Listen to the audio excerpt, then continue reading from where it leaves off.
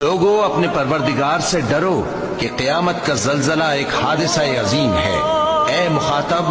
جس دن تو اس کو دیکھے گا اس دن یہ حال ہوگا کہ تمام دودھ پلانے والی عورتیں اپنے بچوں کو بھول جائیں گی اور تمام حمل والیوں کے حمل گر پڑیں گے، اور لوگ تجھ کو مدہوش نظر آئیں گے، حالانکہ وہ مدہوش نہیں ہوں گے بلکہ عذاب دیکھ کر مدہوش ہو رہے ہوں گے۔ بے شک اللہ کا عذاب بڑا سخت ہے۔ اے پیغمبر،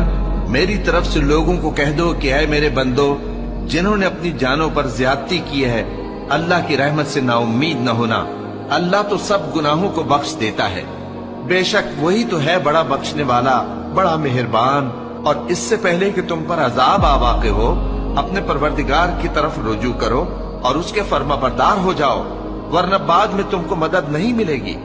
اور اس سے پہلے کہ تم پر ناگہاں عذاب آ جائے اور تم کو خبر بھی نہ ہو، اس نہایت اچھی کتاب کی جو تمہارے پروردگار کی طرف سے تمہاری جانب نازل ہوئی ہے پیروی کرو۔ ایسا نہ ہو کہ اس وقت کوئی شخص کہنے لگے کہ ہائے اس کوتاہی پر افسوس ہے جو میں نے اللہ کا حق ماننے میں کی،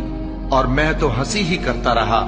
یا یہ کہنے لگے کہ اگر اللہ مجھ کو ہدایت دیتا تو میں بھی پرہیزگاروں میں ہوتا، یا جب عذاب دیکھ لے تو کہنے لگے کہ اگر مجھے پھر ایک دفعہ دنیا میں جانا ہو تو میں نیکوکاروں میں ہو جاؤں۔